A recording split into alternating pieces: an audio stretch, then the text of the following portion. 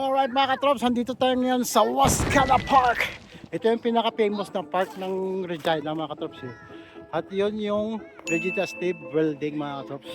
Yan yung mga isa sa mga tourist spot dito sa Regina. The Love of Regina. The City of Love pala. Kasi yung ano eh, City of Love of Regina. Ang kagandahan dito sa Wascana Park mga katrops, pagka summer, ang daming mga bulaklak yun, oh. But winter ngayon, so ibang trip na naman. Yan yung sura nito pagka winter mga katrops. Yan. Yan yung legislative building. Famous yan mga katrops. Yung ito naman mga katrops, ito naman yung Lake Wascana Lake. Yan. Yung malawak to mga katrops eh. At doon banda yun yung famous na bridge nila. Maraming mga flag doon. Yan.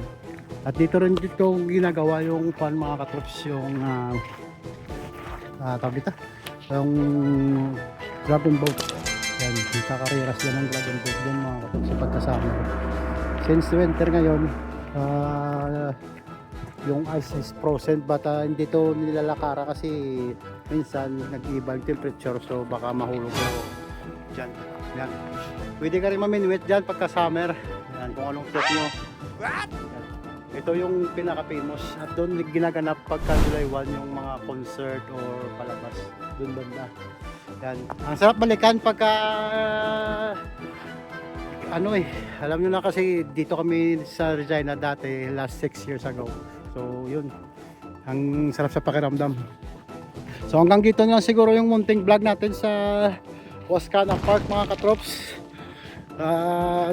Kung dadayo kayo ng Saskatchewan, please wag niyong kalimutan to bisitahin yung Wascana Park. Isa to sa mga tourist attraction dito sa Regina.